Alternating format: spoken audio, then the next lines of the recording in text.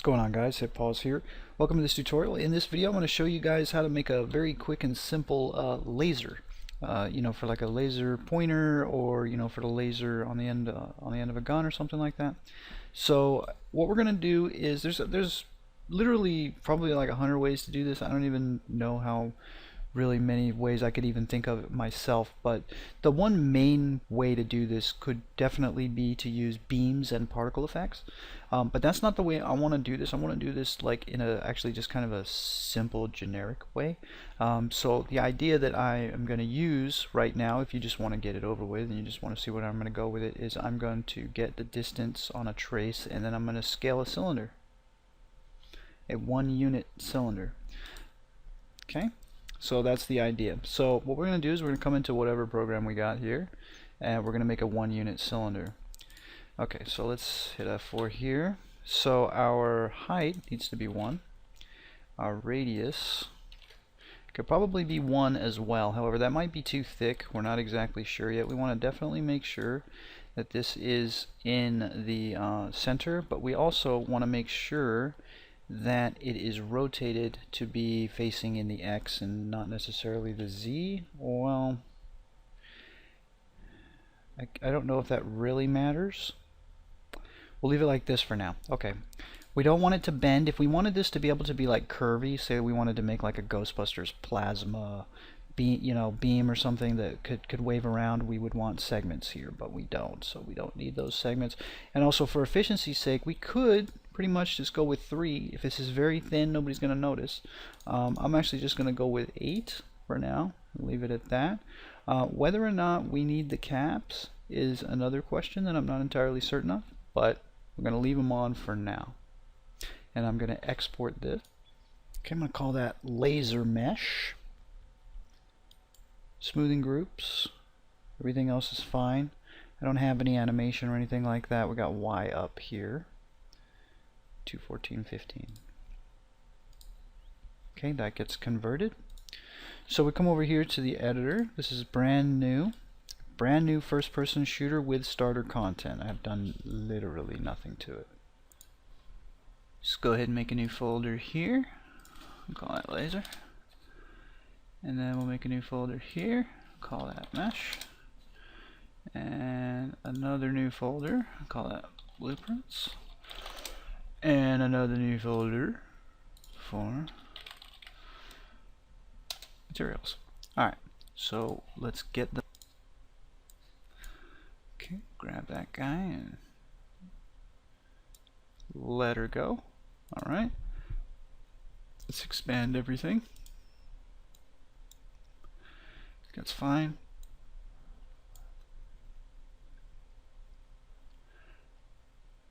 I think everything's okay. Don't want that or that.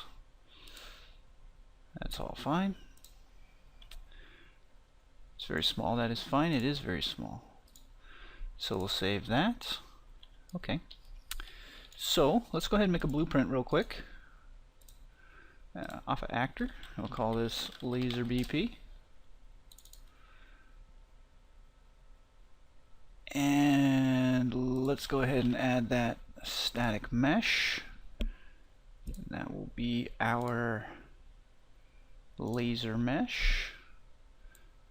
Go ahead and make that the root.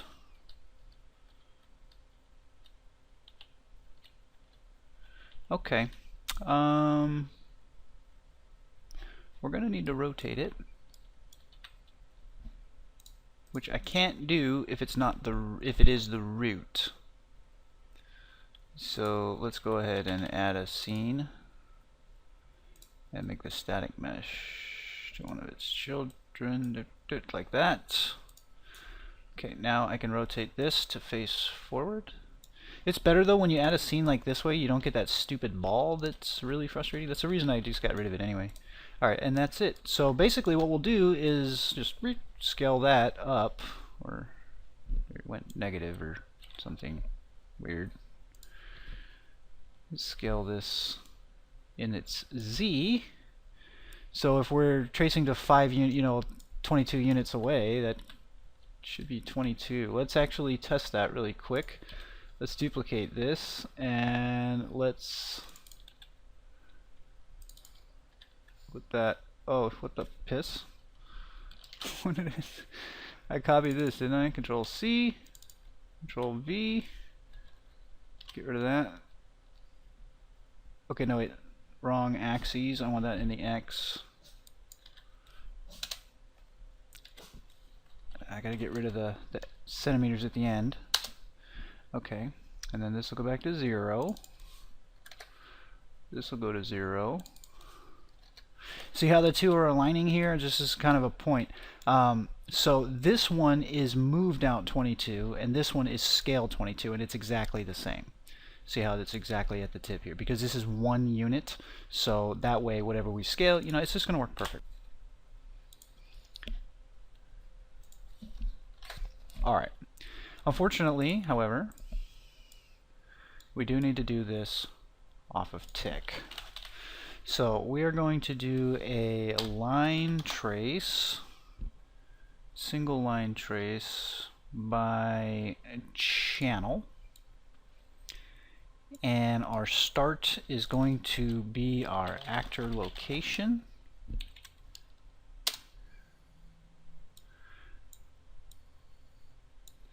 We're going to get the far, okay, can't do that, forgot, get actor,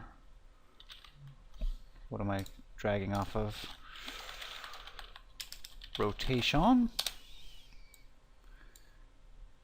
Get the forward vector off of that. We're going to multiply that by a float to get how far out, because the forward vector that we get is a 1 unit vector. So it's essentially like, basically something like this is what we receive. So however much we scale that will be how far out we're talking. So let's go ahead and promote that to a variable, and this will be max distance. And then what we need to do is we need to add these two together. What the piss was that?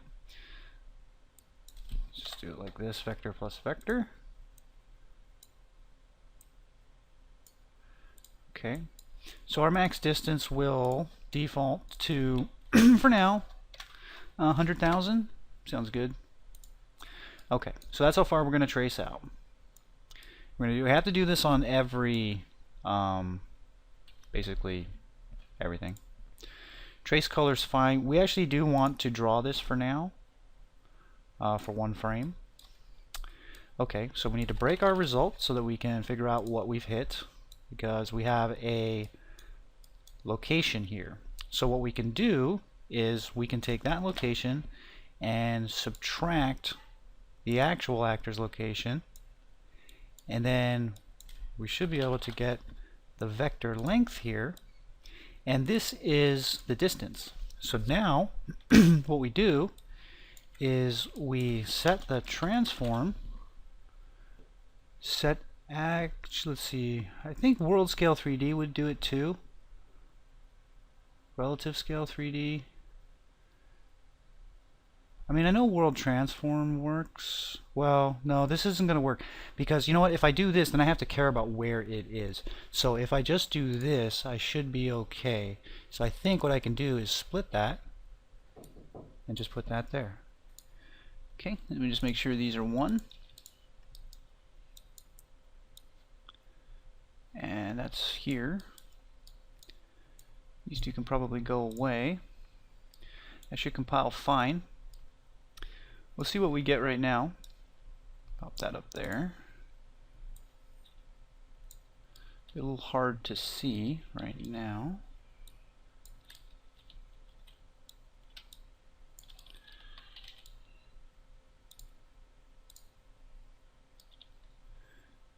Okay, there it is. So if can I use the move tool?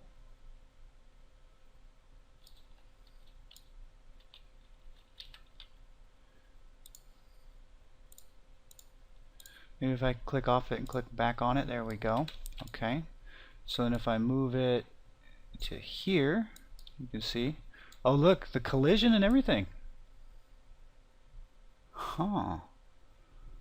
Interesting. Interesting. Quite interesting. What do you know about that? Do I like that? Well, I mean, I don't hate it. What am I on? Angle snap. So as you can see, it's working. And we can attach this to pretty much anything. Know what I'm saying?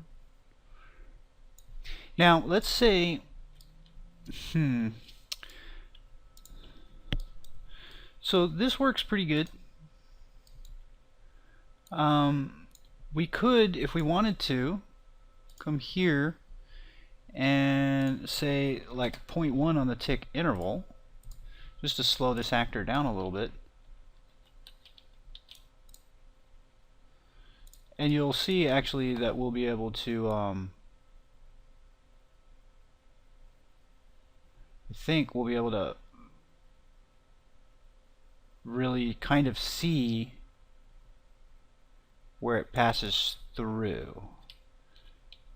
For instance,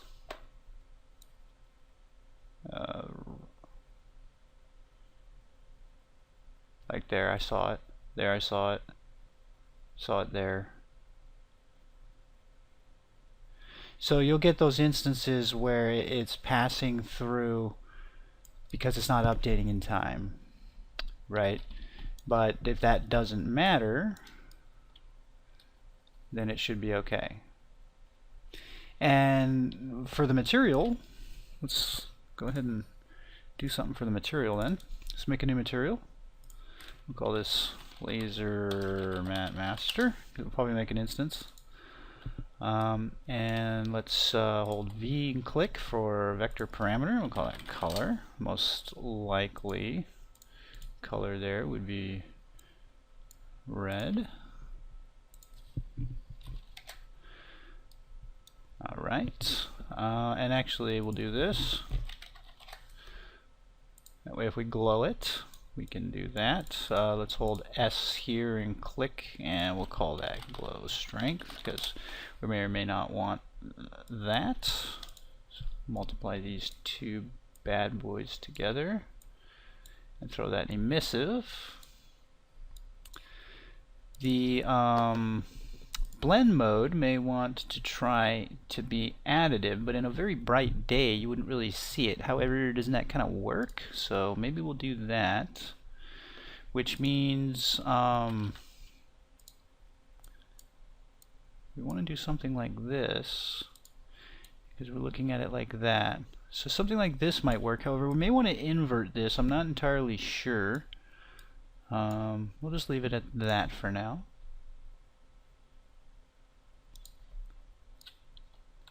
Our object's very puny. Let's make a material instance for that. And then we'll go into our laser BP, our static mesh, and we'll pop that in. Doesn't count it as being clicked. There we go. So let's go ahead and play that. Hit G here.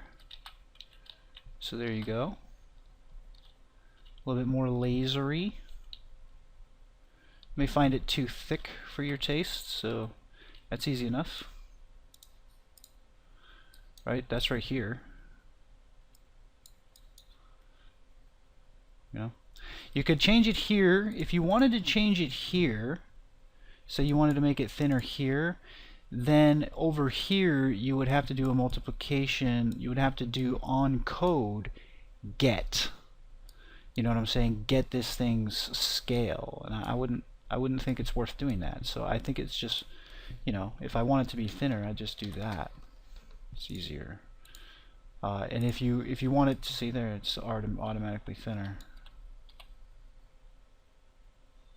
Does it feel like it's vibrating or anything like that? And like I said, it will stick.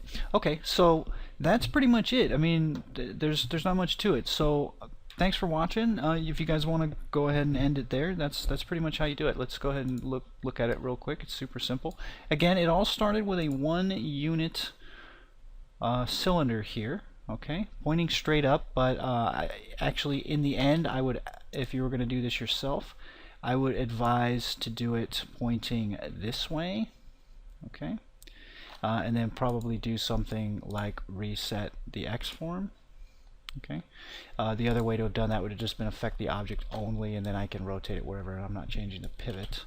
And then export it like this so that it points down the X-axis. That's weird because I did the X form. Just get rid of that. Okay. And again, I used eight segments. I really don't think it's necessary.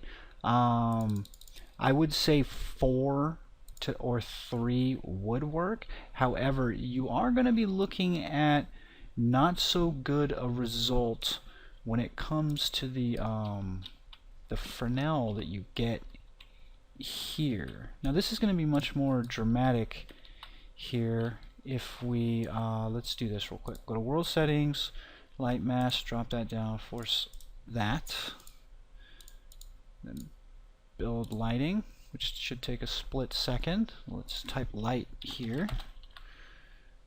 skylight, come to details, so you don't affect the world.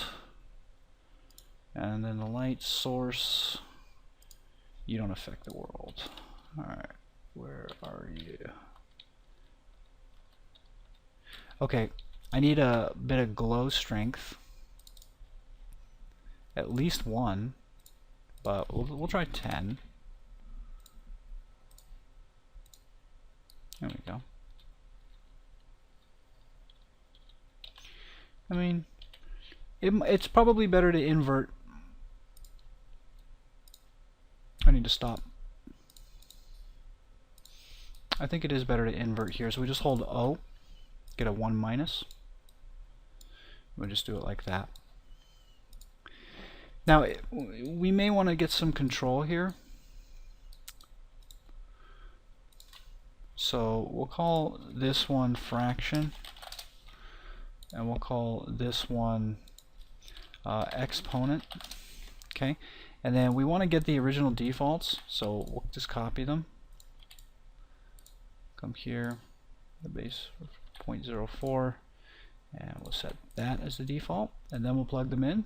That way we're not altering it the way it looks right now, but we have the ability to. And we have the ability to go back to the original default. So we'll leave that at that. We could also throw a power node on here. There's tons of stuff we could do with this if we really want to. The glow strength, I kind of feel like I want to pre-multiply before I plug it in. That way it gets a little bit trimmed down to follow the opacity a little bit better, and we'll see how that feels. 10's probably a hair strong.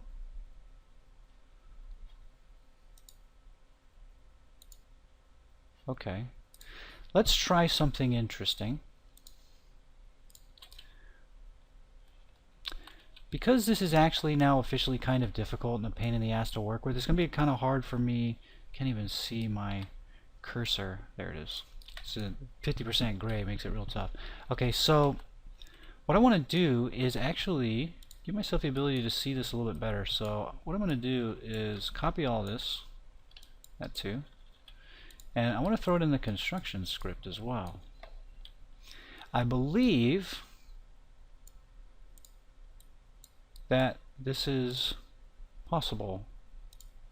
Yes. So now when I move it around in the construction script, it will also work here. And it won't affect the physics. So that's nice, right? And now I can also adjust it so I can look at the colors here and figure out how I want it to look. So we'll pull this down right there and then pop it up, and then what we'll do is we'll activate these. Let's say if I go 1, that pulls it down a little bit. Fraction 0.01, let's say 1.1, 10, 0.0001, 0, -1, 0.04, 0.05, 0.08, got darker as I went higher. When a 1 got brighter. But it seems to be a limit.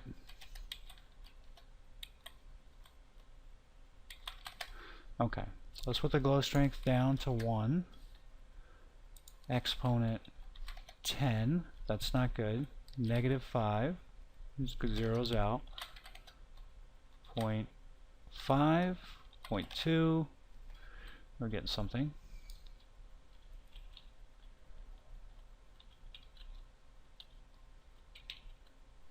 I kind of want to put a power node on there. Keep going there, don't I? Let's do it.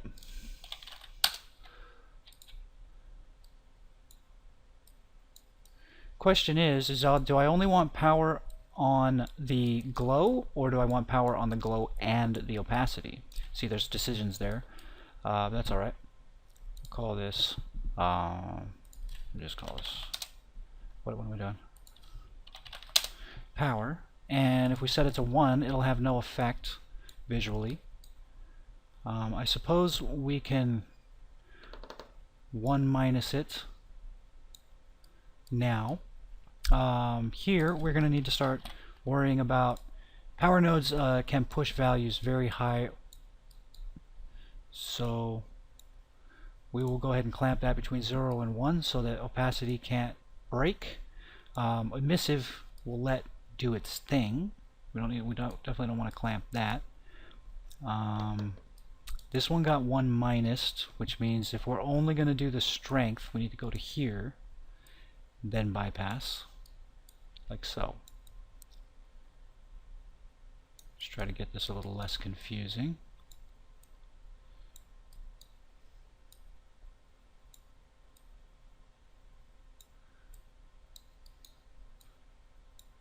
This needs to be here. Yeah. I don't want to get too anal about this, but it's kind of fun. I don't know why.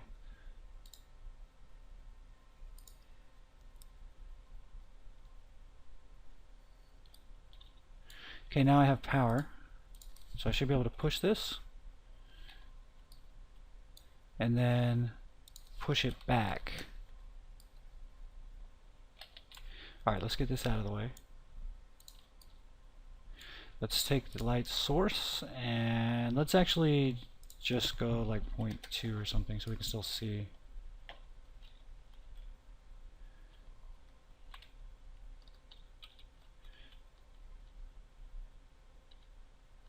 So you won't see it coming right at you. If it's coming right at you, you won't see it. But you'll see it from the side. Do you like that? Do I like that? I don't know if I like that. I mean, that's the question. Do we like that? Who knows? Okay, but we're missing an aspect of it. We're missing the dot that's on the wall. We need to do that. So let's go ahead and actually create that real quick. So we're going to need a material for it first. And we're going to name it laser dot decal master. Skadoosh. Okay. We need a 2D sphere. Okay, there we go. We'll go ahead and stick that also in opacity. We need to make sure that this is going to work on decals. So we're going to put it in deferred decal. It becomes... I believe it can be, if I'm correct, decal blend mode, stain. Stain is more like a multiply. A modulate base color and blend the rest. It's kind of interesting. It works actually well. This is new. I don't really know, but we'll stick with translucent, opaque. Yeah, translucent is kind of unfortunate. Blend mode, that's weird. Decal blend mode. I guess I don't really have a choice there. That this doesn't mean anything at this point. So we'll leave it at that. I'm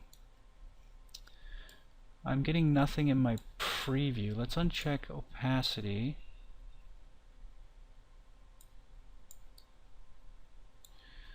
Let's uncheck that.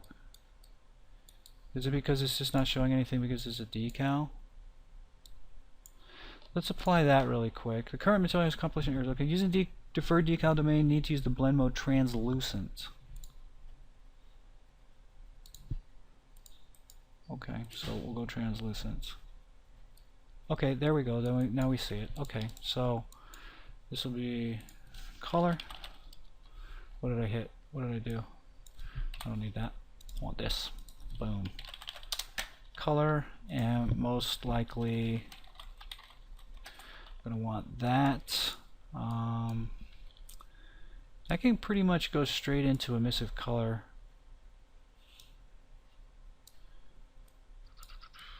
Center position, radius, okay, we're gonna need this here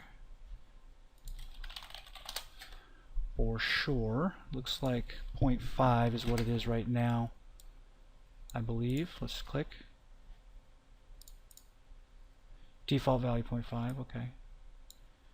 Current position, that's fine. This is all going to stay what it is. We don't really need much there, but we're probably going to want a glow strength. If you're wondering how I'm creating these here, I'm just holding the 1 key and clicking. If you want to know how I create the one where I can name a color, I hold V and click. Okay. Things like M for multiply. If you see things just appear, just know it's a key on my keyboard. Don't worry about it. Don't freak out. You'll find it on there. I've had people freak. Alright, let's see. Come here and there so that we get that there. And we'll default that to 1. That's fine. For now, we'll leave that at that. Okay.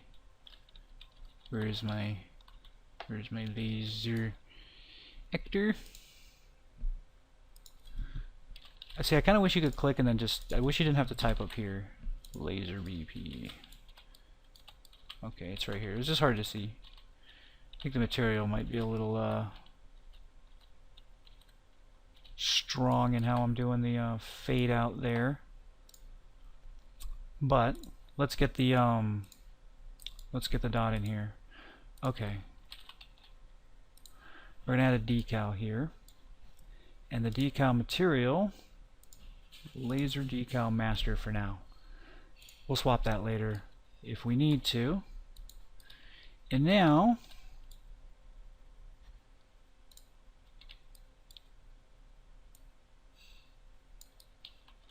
we should see that. Okay. So clearly clearly the decal might be a little large here. So with a 111. And I believe is once we get to a certain distance that we'll see it. It's set to 1, so it's right there. So we need to set the we should probably set the position of the decal to be maybe one unit behind it. Relative position. That way it takes on all the rotation of everything else. So we'll try that. I think that'll work. So pretty much immediately following this, we have our length here. So what we can do is we'll come here and we will say set relative location, and we'll go ahead and split this, and this will stay 0 and 0, but in our X we'll do that.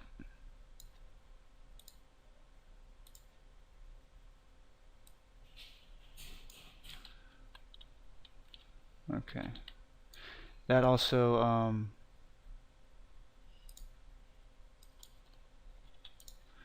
needs to happen here if we want to see it.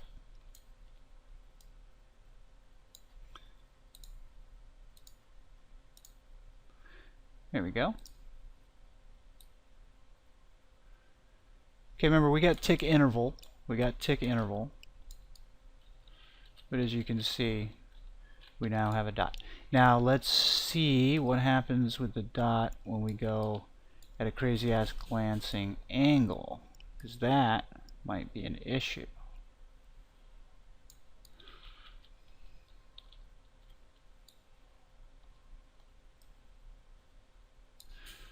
Why won't you rotate? I hate that. It's just the weirdest bug.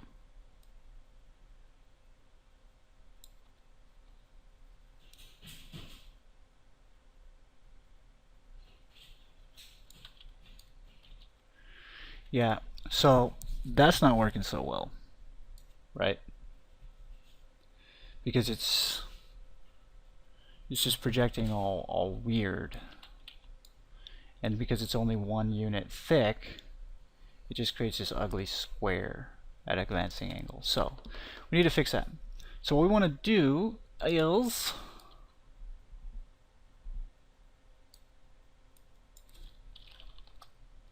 get rotation,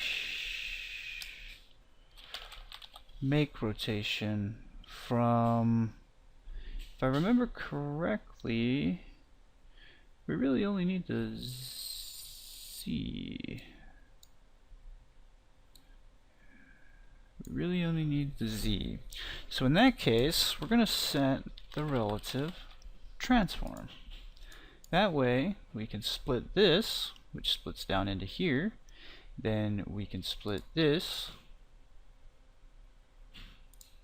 to get the translations. Did we need that?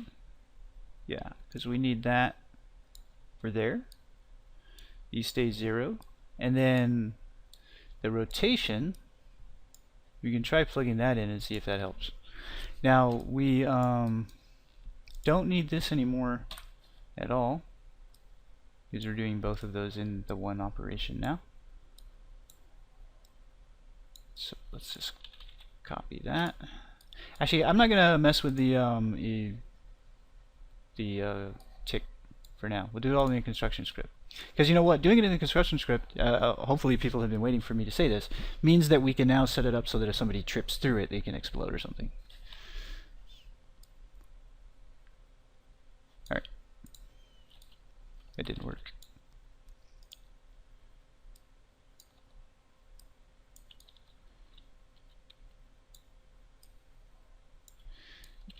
Can you please, for the love of God, rotate? There you go.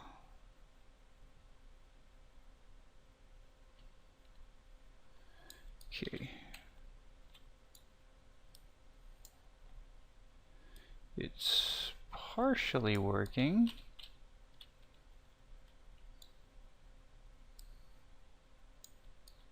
Except for straight on. That's weird.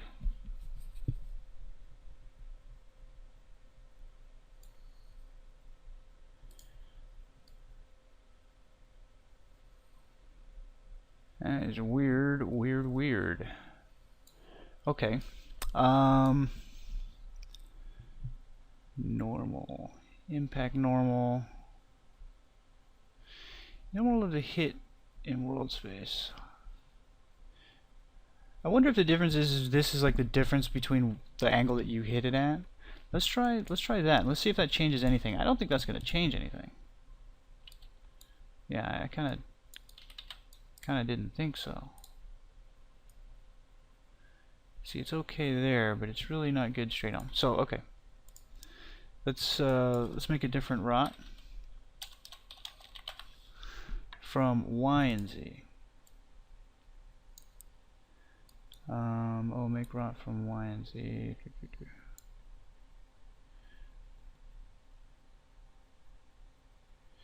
Yeah, this actually needs to be rotated, I think. But it's weird that it works at another distance. That I don't like. That's why I'm thinking I'm going to do this real quick. All right. Well, let me go with what I was thinking. I was thinking I would do this as kind of the same way that I did like the ants, you know. Let me make a dupe of this real quick. Okay, so I can get the world rotation. That's cool. I can split that. Means I can pretty much get the yaw here. Well, I can also get the right vector here. That way I can feed that into the y. This should actually be z.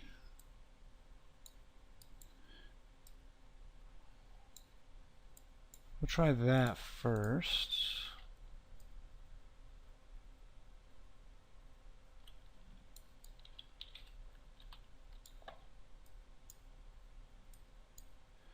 Okay.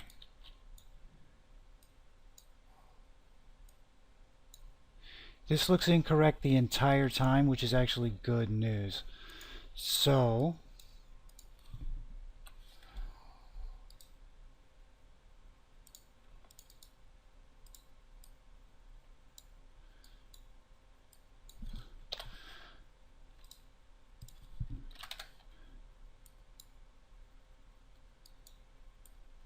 this kind of sucks. Gotta read them now.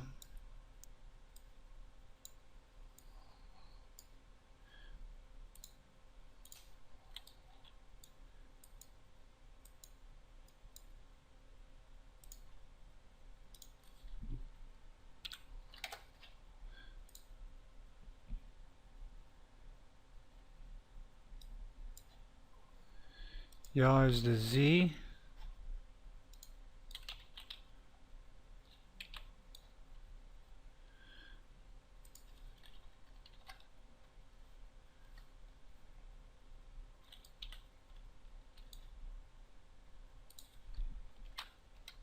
Why don't I see anything turning here?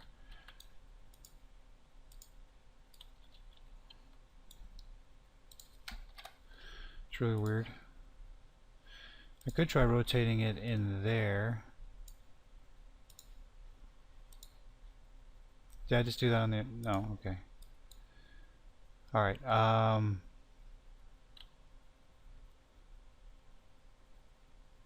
because I'm not sure which way, if the decal's facing up or...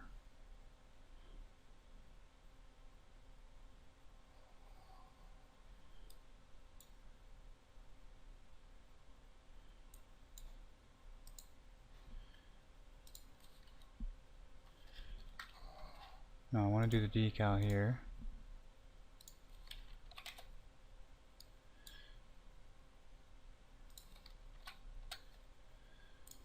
Oh, okay, scale's not doing squat, it's the size. And it is up and down. Which means...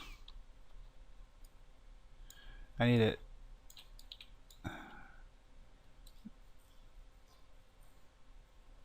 that way. Okay, which means then it's the X.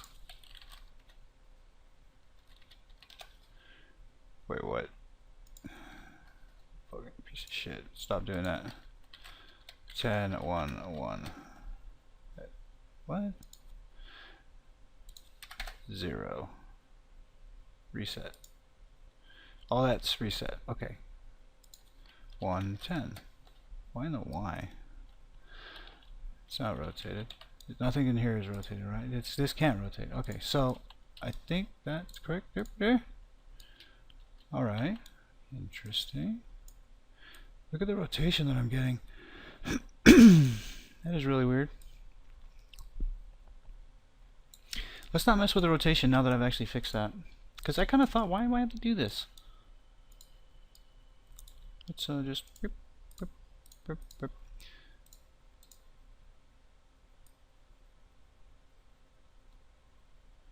Okay, so it does need to be in the X. I'm just looking at it funny.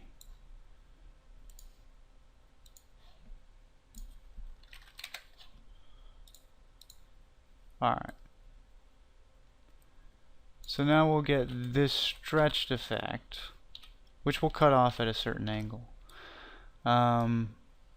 Now we can try to see if we can't fix the rotation. And it's no longer relative. This is... Okay, let's recombine this one. Relative transform, actually, this is going to be a problem. So we're going to set relative location again. I'm going to break it down into the two separate pieces. We'll split that. Take that. Get rid of that. Okay. Then we need to set world rotation.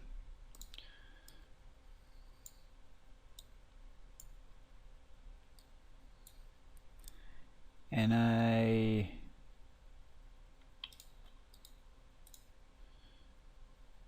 could have sworn to God that would work.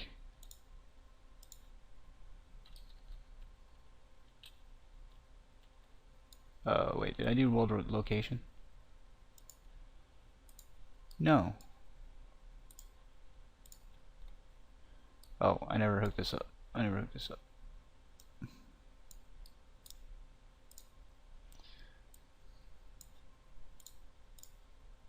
There we go.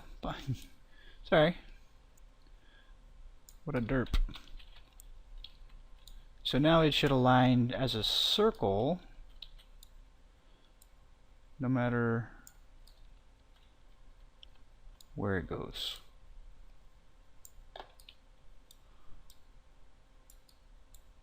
Right? That works, doesn't it? And that should work from really far away too.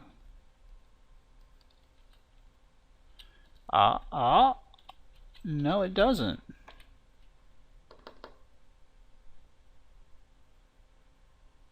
Okay.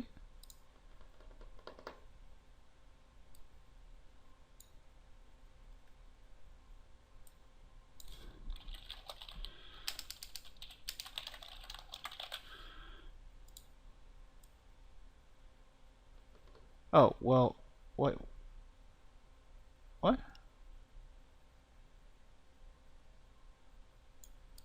I break that? Interesting. Instruction script. Just make sure this goes. That's weird. Okay.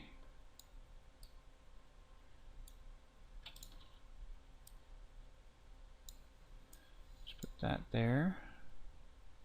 Just get rid of some of this confusing shit here. We need that if we're going to use this.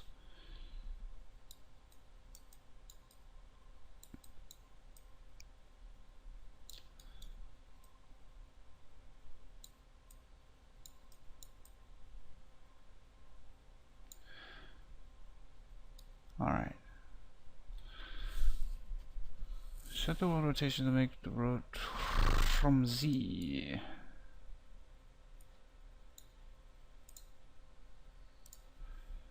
That's really weird.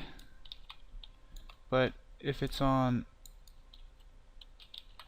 Where did that go?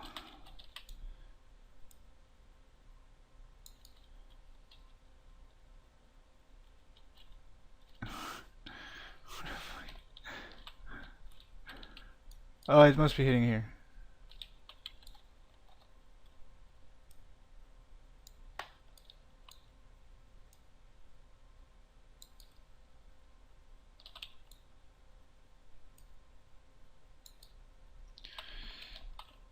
Alright, so we look that way, that way, that way. That's consistent. What the piss just happened?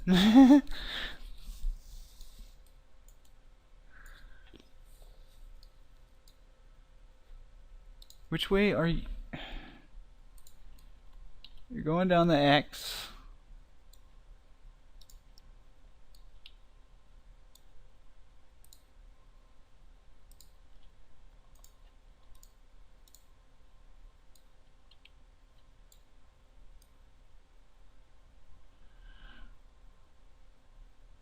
Okay. Okay. And it turns on its side. Okay. So can't I now do what I did before?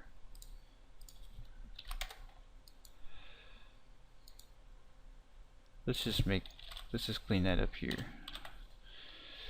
Dang it, this is mark rot. Make rotator.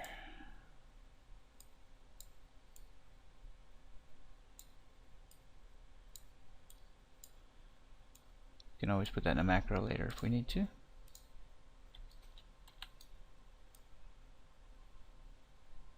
Okay, now we're aligning to a circle. Why was it doing it before over there? I'm freaking myself out.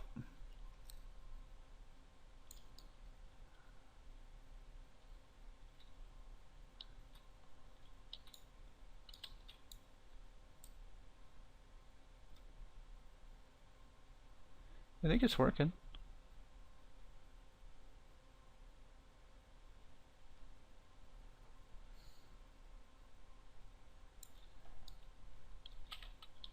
Okay. We already know that collisions work. So, let's play a little bit more. Let's save all real quick. This is fun actually.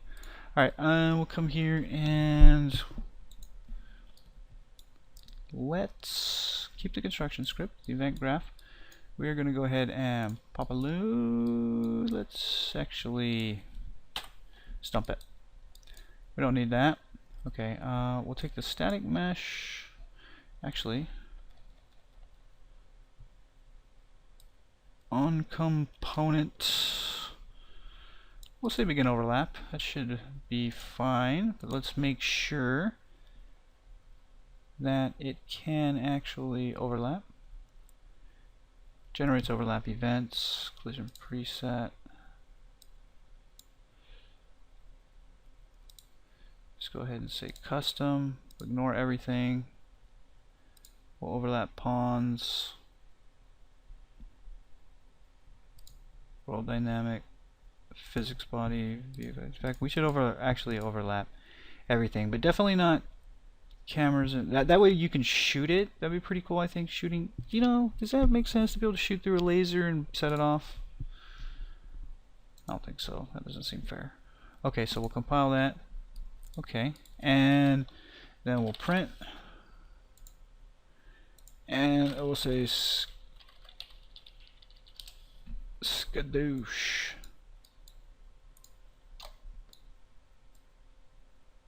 That's it.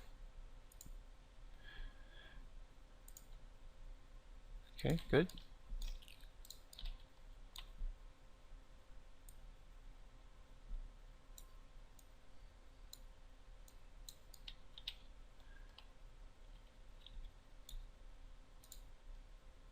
Nope, didn't work.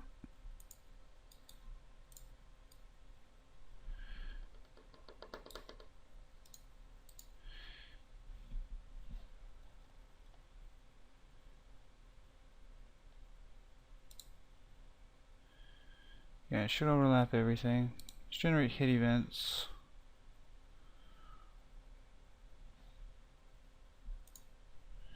And the collision is getting scaled with the mesh. So we should get something.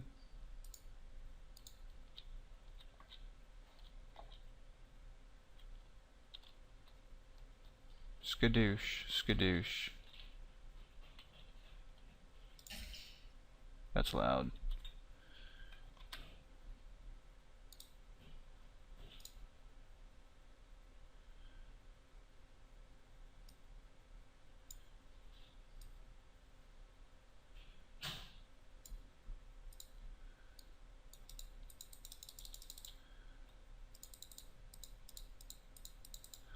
It does detect me.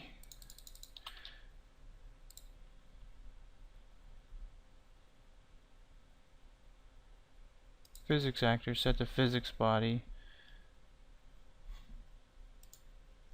What is this thing actually set to? World dynamic. So what is this thing's response to world dynamic? Block.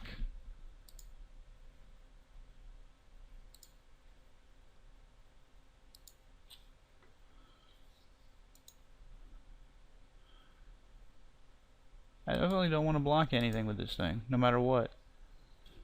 So why doesn't that count? because no, it should count because remember it only gets lengthened and everything on construction. Is it even hitting it? It's hitting it. All right, let's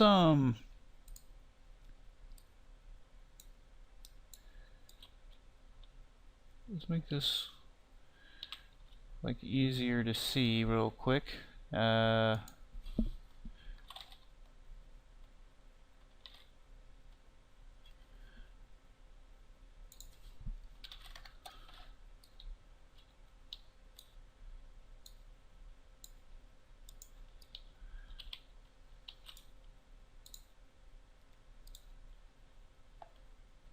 There should actually be shining through it.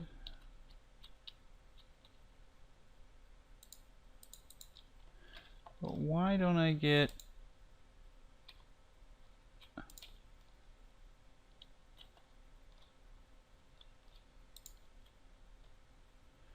Why don't I get a collision there? I do here.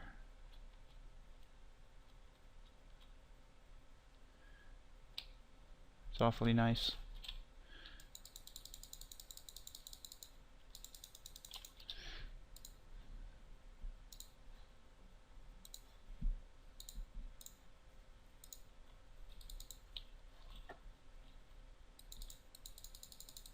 Yeah, it sees the bullets now. But it doesn't see a physics body for some weird reason. I'd set the physics body to collide to all.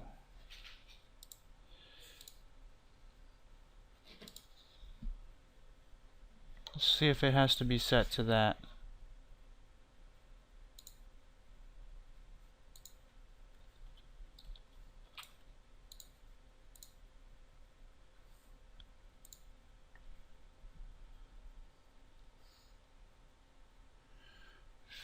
Occasionally enable physics that generates. Okay. Ta-da! Okay, so Here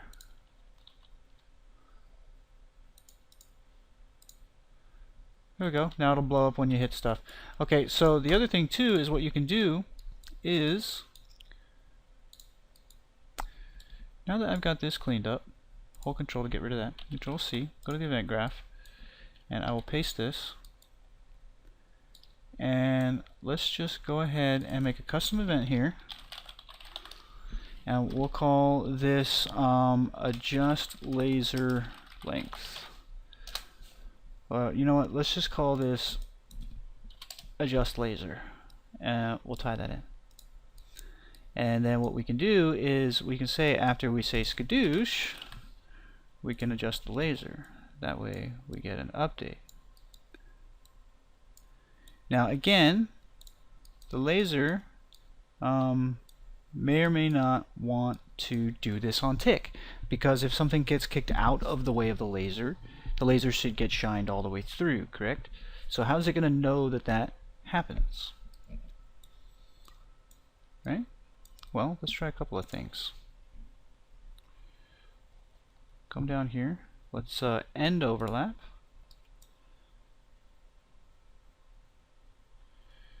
And we'll just pipe them all into the same thing. Let's see what else we got here.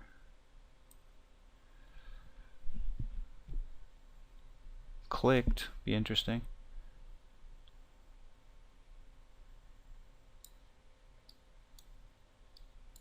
Okay, let's try that.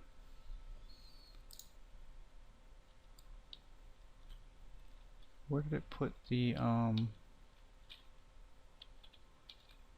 where did it put the decal? Here. Okay. Well, what happens if we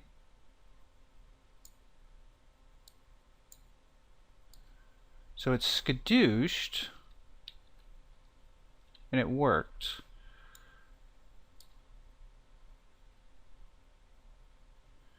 But if that doesn't generate a new collision.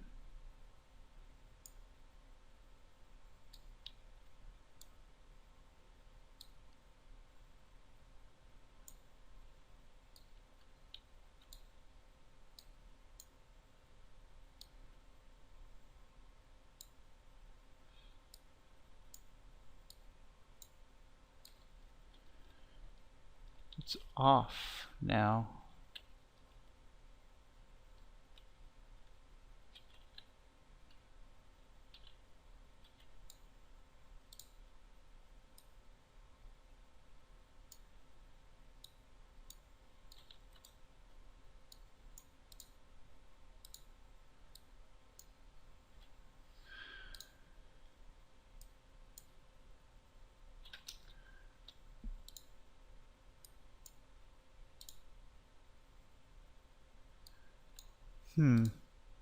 It's behaving a little bizarre.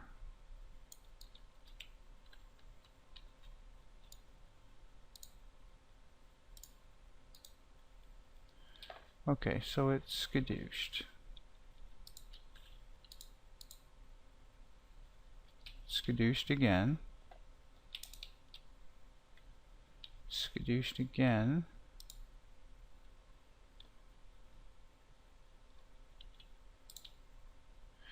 Here's what I would actually do. This is just me. I would, on begin play most likely,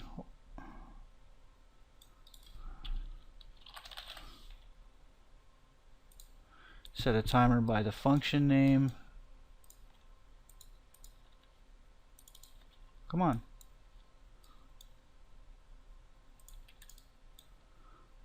Like every 1 second to loop.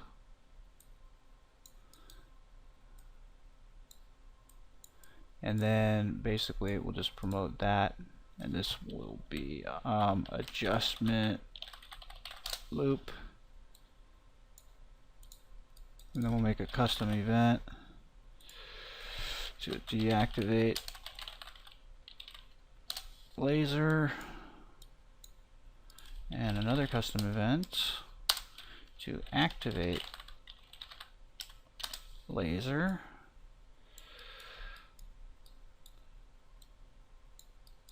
And activate laser will actually be here.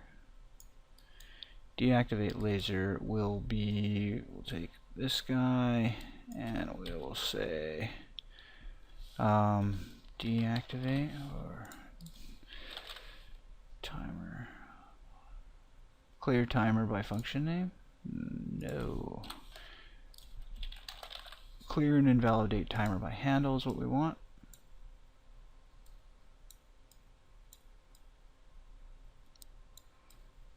So it can be deactivated and reactivated. It will activate on start.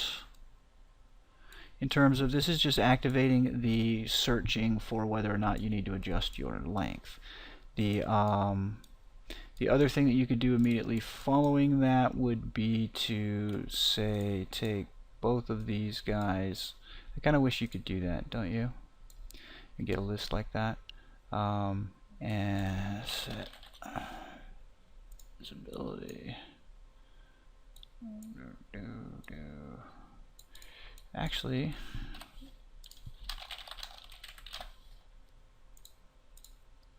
we'll just do self. Okay, and that will be hidden. And then we can make a dupe of this. And what we can do is we can move this over a little bit, because we don't necessarily want this to happen on begin play, because it might not be called for. But when we do reactivate it, we'll unhide it first. Okay, a little bit of relaying going on here. That's alright. It's all simple stuff. Fun stuff, in my opinion.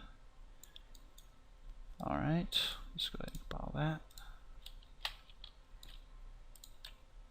Okay, so even if I muck it up, it should fix itself after a little while. That, by the way, this right here, is that the trace? Let's actually kill the trace now, by the way. None.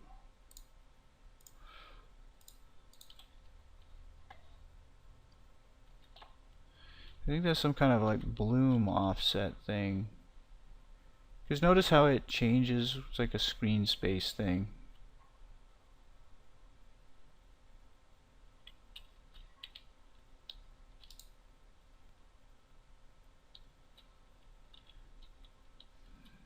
No, that's actually right. That's actually right. I thought it looked fucked up, but it's not. That's right. Let's make that dot a little bigger.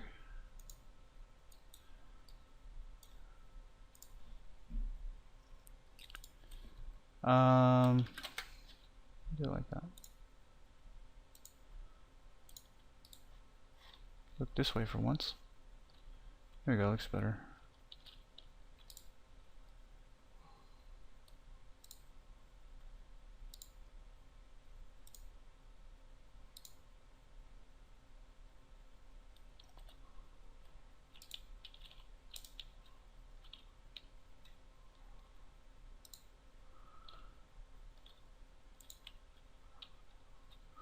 Okay, let's shift F1. Let's eject.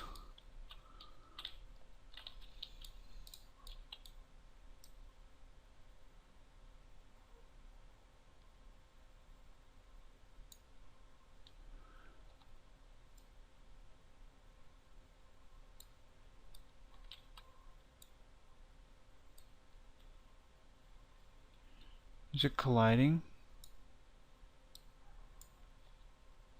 I think I might have ended up moving it into something is what happened. Okay, so on collision it happens instantaneously. So whenever it leaves collision and enters collision, it's good.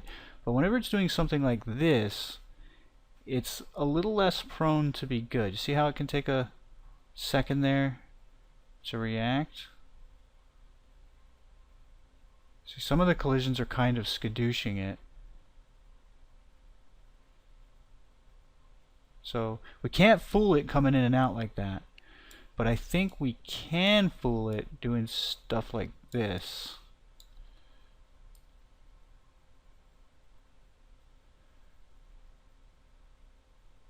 It's actually counting some collisions. You see how it can get trailed off there and then it kind of fixes itself? That's just a byproduct. Now, if you really absolutely are like, no, that can't stand, then it's basically right here. You know? And if you really gotta have it, you know, if you really gotta have it, then throw that in there. Now what you can do is you can actually uncheck start with tick enabled, and now this thing will actually still be just as okay. So like let's say we come here and part of what we do here is we I don't know why wow, that's way old in my brain. Trace, that's from Flash. Alright, so we'll go here and we'll say calculated.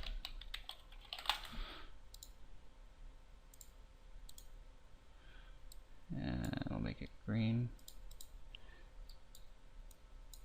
Delicious lime green.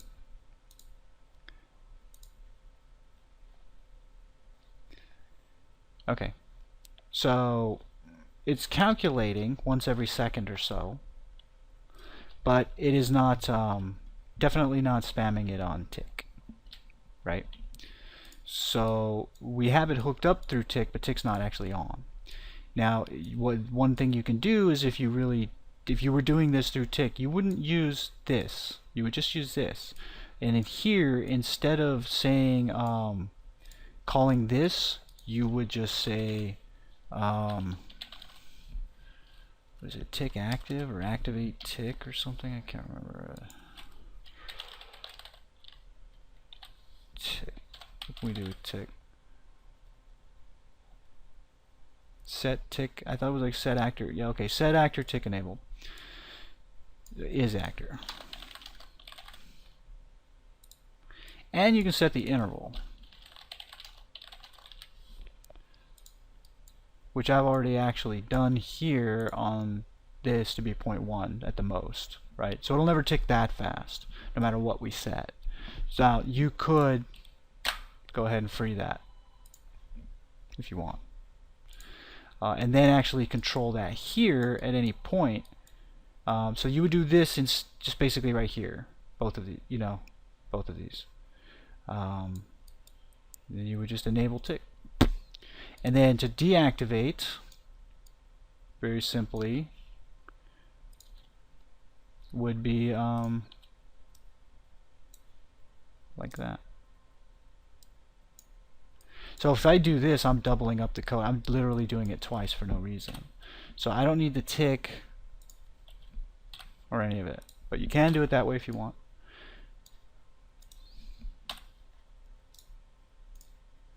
I think at this point, so now remember, kaboom, skadoosh, would be your triggered event, right? So whatever you want to do right here, you could say custom event trigger, and we will put,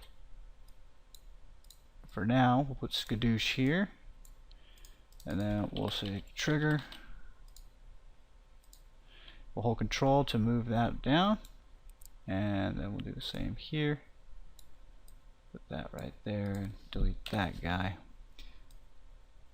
Now this can be a little bit more self-contained over here, and you can start branching from here with whatever you want to have happen, like whatever explosive or something you want to have go off. Okay, so we'll hit C here. This is adjust length and dot position.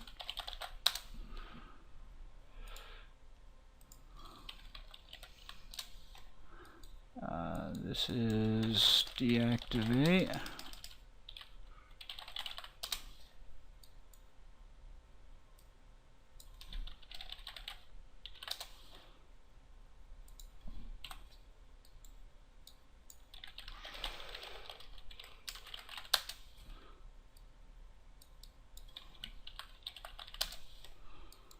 And just as a hint,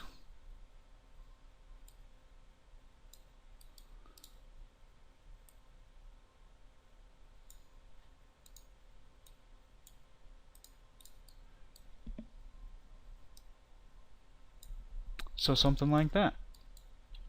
This is Hit Pause signing off. Hopefully you guys found it cool. It should work, like I said, and you can hook it up to anything. It could be a child blueprint. Like, you know, you could hook it up to the front of your gun, at which point you could say whether or not you want this thing. I mean, you could adjust this. Like, for instance, you could, in the event graph, on begin play, I'm actually going to do this. I'm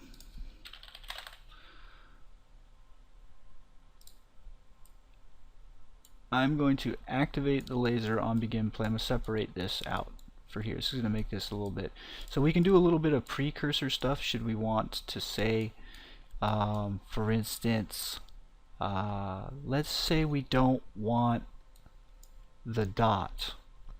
We can actually destroy the component,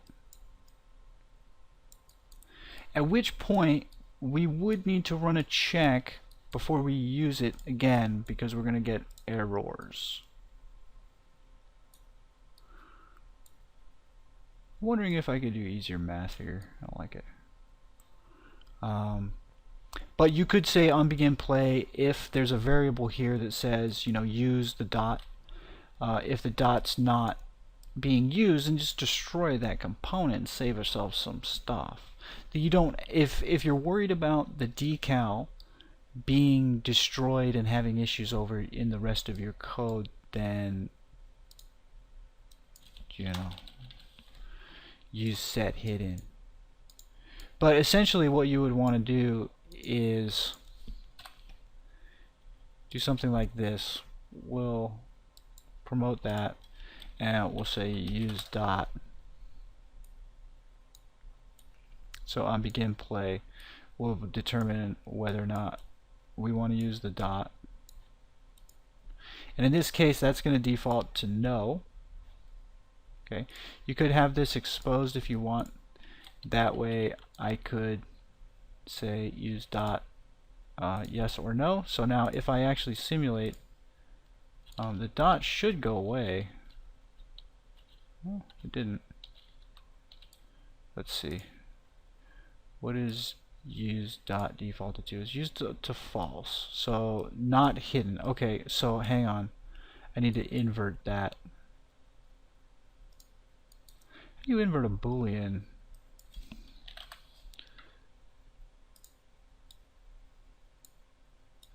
Yeah, it's just a not. I thought for some reason I got confused on that. Alright, now the dot's gone.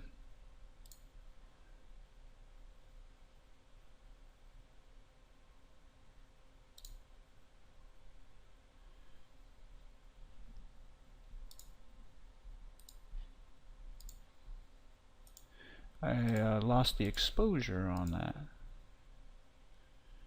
Okay, so we'll use the dot now. And as you can see, the dot is there. We won't use the dot, and the dot is hidden.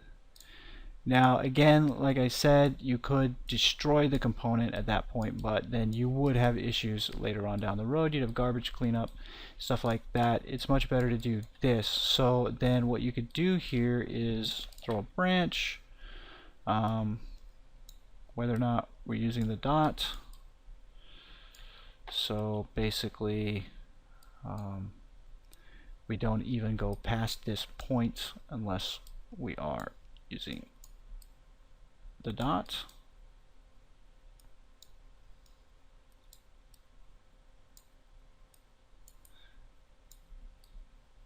Right? So none of this even comes back to run any of this code or reference any of this stuff. It stops right here. We don't need this anymore. We got the point there. That was just printing that we calculated it. And we compile that. So now what happens is essentially, if we're not using the dot, then we don't run the code for it. Actually, hang on. Let me undo that. That way we can see a difference. So we see skadoosh because we're not using the dot. But now we are using the dot and we see calculating happen. See that? And the reason for that is because we're now passing through because we're using the dot. So that's it. I don't know what else I can really do more with this. It seems pretty simple in my opinion. It is a little, you know, it's code driven.